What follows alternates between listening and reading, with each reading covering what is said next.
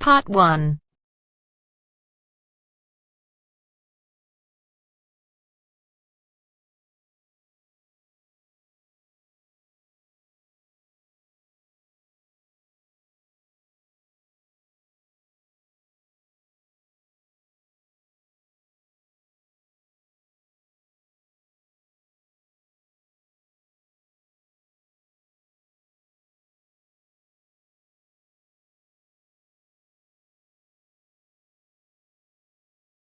Community college classes.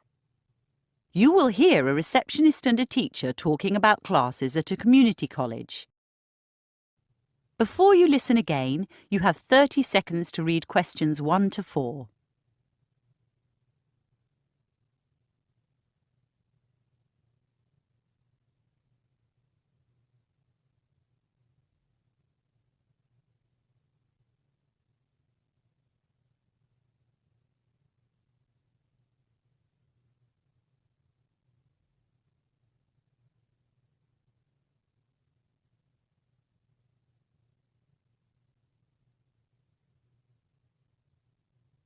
Good evening. How may I help you? My name's Amal Nouri. I'm a new teacher. Nice to meet you, Amaral. You're teaching Arabic, aren't you? Spanish, actually. I'm from Argentina. My relatives moved there a long time ago. You'd be surprised how big the Arab community is in Latin America. But Spanish isn't on tonight. It's tomorrow, Wednesday. I know. I just thought I'd introduce myself. When I came for my interview, I only met the principal. Mr. Andrews? Yes, Trevor Andrews. I must say he made me feel welcome, especially since he speaks Spanish himself. Trevor's a lovely guy. We're going to miss him when he leaves at the end of the term. Oh, why is he leaving? Has he found another job? No, he's retiring. He wants to spend more time with his grandchildren. Right. He did mention them to me. Did Trevor also mention that he likes to sit in on new teachers' classes, just for a few minutes? It's the policy of the college that new teachers are observed either by Trevor or by the vice principal. I'm sure it's in your contract. Probably. Don't worry, it's all quite informal. You won't need to submit a lesson plan. Actually, student feedback at the end of the term is taken more seriously. I see. One more piece of advice, Amaral. Don't be upset about the fact that you'll start the term with 15 students but end up with 5. That's just what happens with evening classes.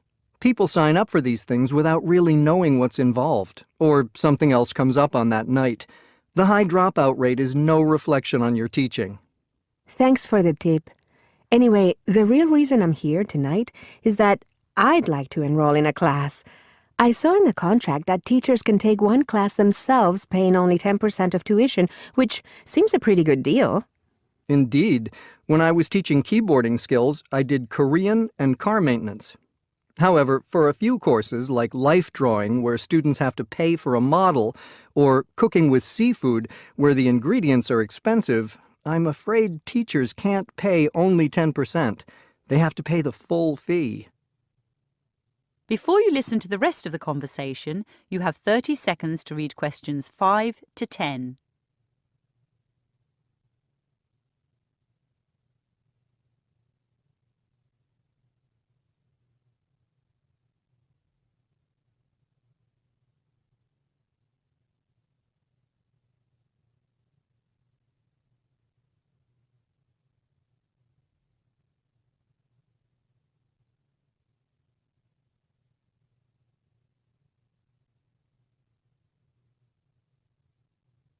So, Amaral, what would you like to do? I'm interested in Sally Burton's class called Working with Wool. I read about her in the local paper. Yes, she's very popular. She made those amazing sculptures near the town hall. I'd no idea that wool could be used in such huge artworks. I'd always thought of it just in clothing or carpets. Unfortunately, Sally's class is full. You see, she holds it in her studio, so she only accepts 7 students, and we've already had 7 enrollments. I could put you on the waiting list. It's all right. My second choice was watercolor painting on Tuesdays and Fridays. Yikes! There's a class tonight. Kostia's class is also popular, but someone's just canceled, so there is a place for you. Great.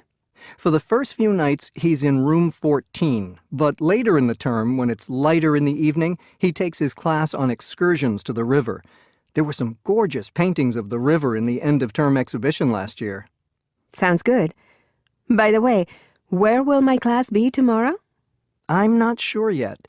We've had to make a few changes, but I'll give you a call or send you a text when I know. Okay. I don't think I've got your phone number. It's 0212 064 993. 993 or 553? 993. Thanks. Lovely to meet you, Amaral. I hope you'll enjoy your time with us. That is the end of part 1.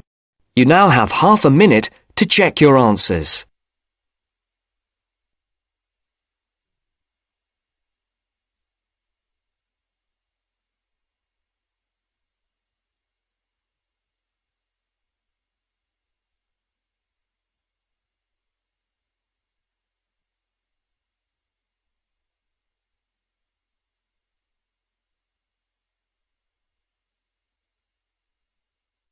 Now turns to part 2.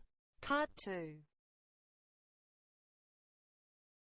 Voluntary guiding. You will hear a woman talking to voluntary guides at an art gallery. Before you listen, you have 30 seconds to read questions 11 to 14.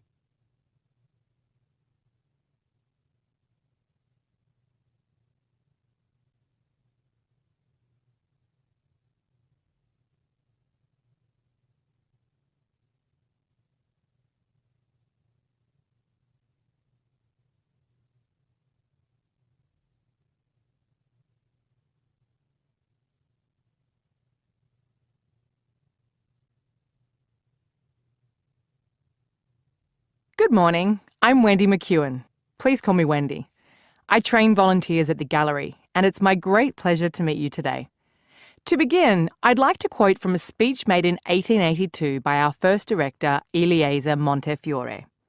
He said the Australian public should be afforded every facility to avail themselves of the educational and civilising influence engendered by an exhibition of works bought at the public expense.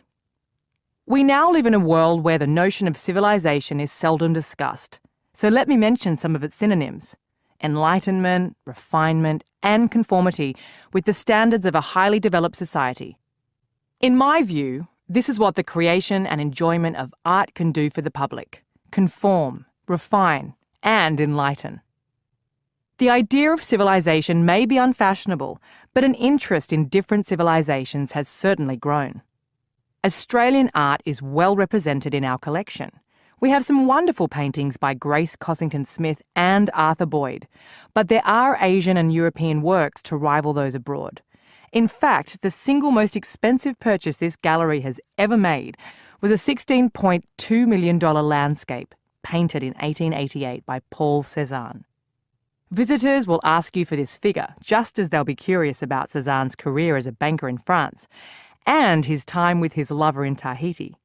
Sometimes it seems the public is more interested in trivia than in art, so it's your job to inform about the techniques of production, the themes an artwork deals with, as well as the culture from which it came. Elevate cultural discourse rather than stoop to the level of the popular press. Bear in mind those words of Eliezer Montefiore. Before you listen to the rest of the talk, you have 30 seconds to read questions 15 to 20.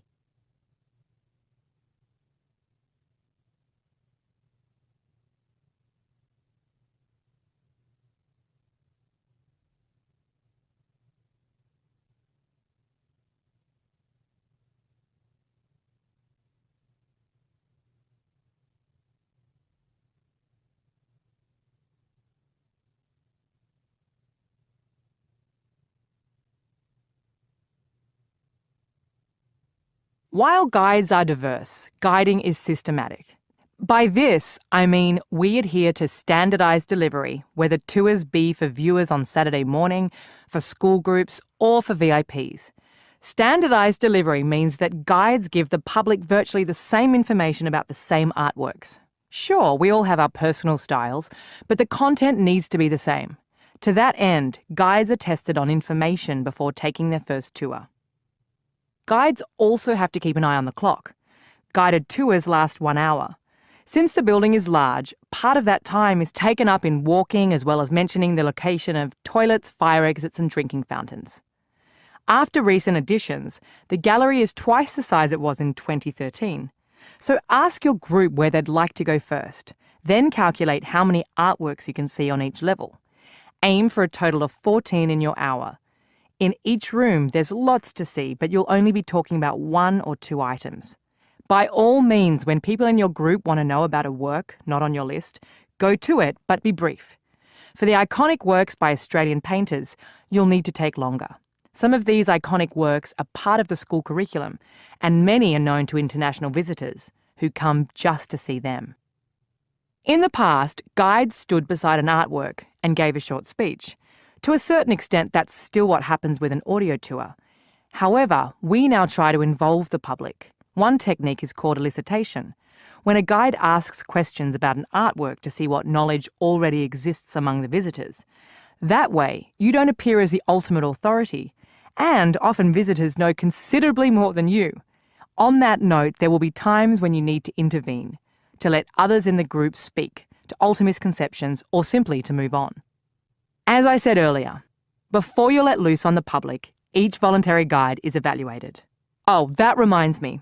I recall from your applications that 2 of you are Japanese speakers, so we'll probably ask you to take around groups of Japanese. Now, let's go into the gallery itself. That is the end of part 2.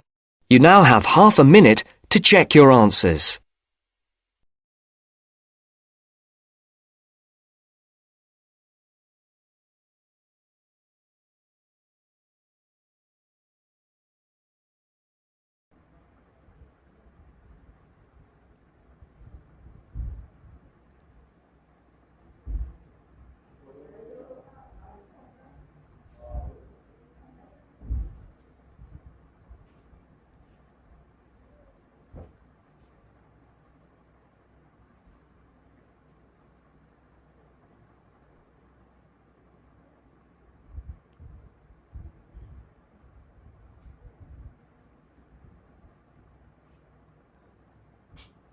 Now turns to part 3.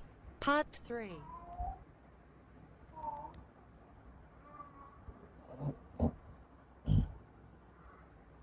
Preparing for a scholarship interview. You will hear a woman who is going to be interviewed for a scholarship talking to a man who previously received one. Before you listen, you have 30 seconds to read questions 21 to 27.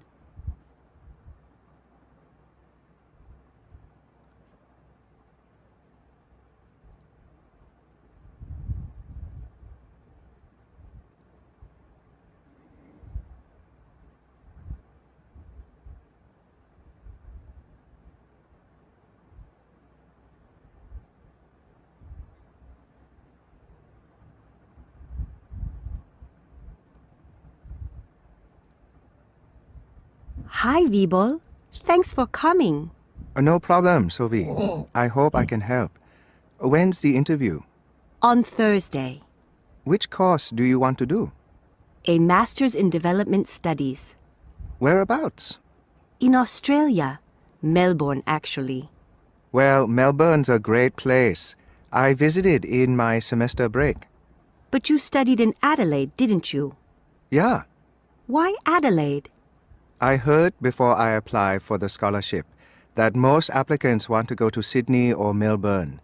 So by choosing Adelaide, I thought I'd have a better chance. Do you think I should go to Adelaide? Or not do development studies? I think the key is to choose a course you're really interested in, no matter where it is. Why's that? Because the workload is heavy. My master's was probably the most difficult thing I've done in my whole life. I see.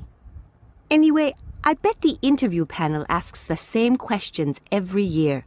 What did they ask you? Firstly, about why I wanted to go to Australia. What did you say? I told them I'd been there already, and I liked it. What else did the panel ask? About my undergraduate degree, About my job, about how a master's would improve my performance and the performance of my organization. Where are you working now? Oh, and they asked about my family, whether I'd take my wife with me.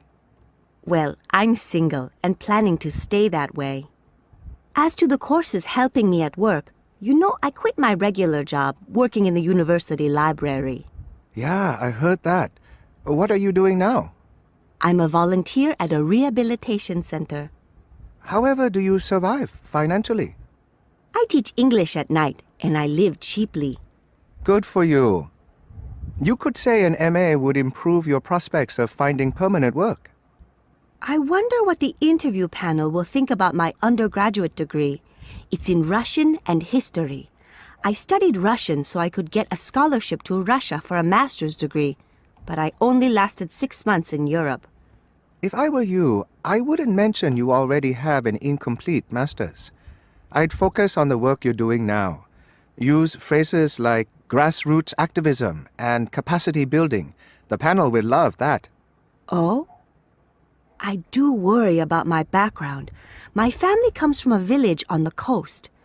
I seem to recall that most people who were awarded scholarships in the last 3 years came from big cities and were socially successful. In the past, that was true. Indeed, all the interviews were held here in the capital. But this year, they're also taking place in the provinces, so scholarships will go to a more diverse group of people. I don't think you should beg for assistance, Sophie. But you don't need to hide your background either. Be proud of it. I am proud of it. After all, it means you can empathize with the people you volunteer for. However, when you come back with a master's degree, you'll be able to mix with more influential people. I mean politically influential. I'd emphasize that if I were you. I'm not sure the selectors will want to know about my politics, but they may want to see that I'm passionate about development.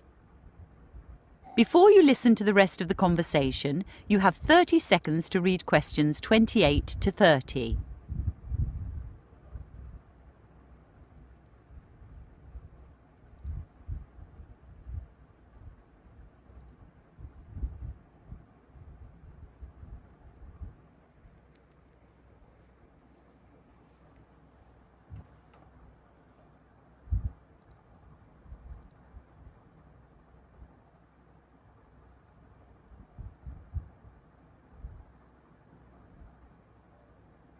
By the way, Vibol, in Adelaide, what did you do your master's in? Taxation law. And what are you doing now? I set up a restaurant. A restaurant? With a master's in taxation law? Taxation is a nightmare here. To be honest, Sophie, I just want an easy...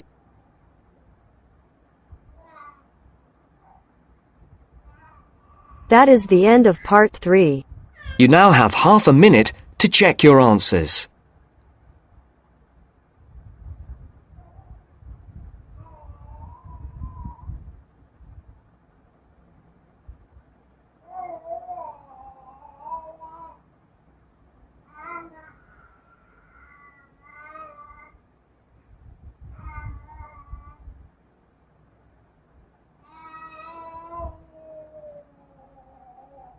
Now turns to part 4. Part 4.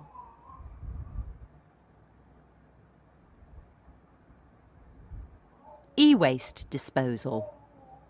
You will hear a lecture on the disposal of electronic or e-waste. Before you listen, you have 45 seconds to read questions 31 to 40.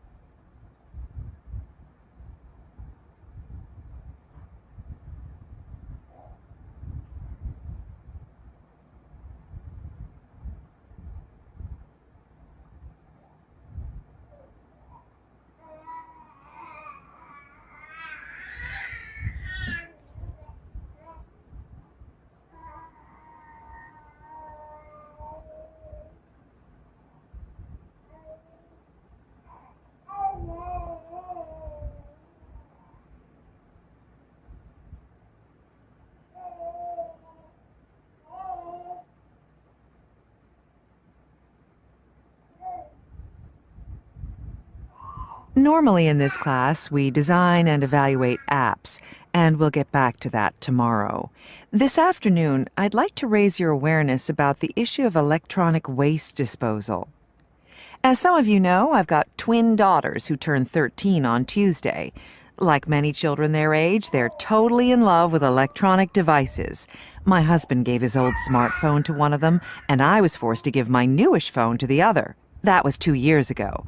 Now they're both demanding brand new smartphones of their own. As an anxious parent, I would have given in to this demand had I not just read an article about e-waste. Let me add that I read part of it on my tablet at home, the rest on my desktop computer at work, and afterwards I counted how many electronic items my family and I have at home, at school, and at work. And we've got 24. Yup, 24. An average American family, no doubt. Anyway, I finally agreed to birthday phones for my girls on condition that my husband and I shed some of our own devices as responsibly as we could. In the past, we've just put them out in the garbage as though they were banana peel or broken plates. This time, I decided to take 2 laptops and my girls' phones to a recycler accredited by the Environmental Protection Agency, or EPA. I found an interactive map on the EPA website showing companies that sign up to recycling schemes called e-stewards and responsible recycling practices. It's easy enough to drop stuff off at these companies and receive cash in return. I do regret to say that in the U.S., the cash return is tiny because there are currently insufficient volumes of electronic trash for these companies to turn into treasure. Since I'd like to encourage this recycling practice among my students and colleagues, there's a web link on my Facebook page. Frankly, I don't think Americans recycle enough. Yet, even with these companies that have popped up recently, there's still a huge problem. I mean, the collection of the e-waste is fine, but who knows how it's processed? The EPA believes that only 20% is actually recycled, and the rest is incinerated or put in landfill. The auditing of this process has yet to begin. The majority of local e-waste, around 8 million metric tons a year, is sent off abroad, mostly to Asia or Africa, where health and safety regulations scarcely exist. One reason the U.S. still banishes most of its e-waste is because it refused to sign the 1989 Basel Convention that controls the export of hazardous waste from rich countries to poorer ones. Needless to say, it wasn't the only rich country to spurn the convention. Neither Canada nor Japan consented to a 1995 amendment banning such trade completely. However, European signatories to the Basel Convention may not, in reality, behave any better. Inspections at ports in Germany and the Netherlands have proven that e-waste, like much other cargo, is deliberately mislabeled so it passes unnoticed through customs. So what's inside e-waste, and who deals with most of it? Well, the list of chemicals is very long indeed. An average smartphone contains around 60 different chemical elements. Heavy metals, like lead and mercury, exist alongside arsenic, beryllium, cadmium, and polyvinyl chloride, all toxic to humans in quite small amounts. When electronics are incinerated, unless at extremely high temperatures, many more toxins are produced, including halogenated dioxins and furans, which seriously contaminate the food chain. India and China are 2 major processors of e-waste. At present, the city of Guiyu in Guangdong province in China is considered the world's e-waste capital. American, Japanese, and European containers loaded with e-waste arrive in Guiyu hourly. But these days, there's also considerable waste from the rest of China itself. The EPA estimates that by 2020, 100 million metric tons of e-waste will be produced globally each year, and of that, only an infinitesimal amount will see its way back into more electronic products. So, designing apps for this digital age is important. As an extra assignment, I'd like those of you who are interested to create one that lets users responsibly end the lives of their many electronic devices. That is the end of part 4. You now have half a minute to check your answers.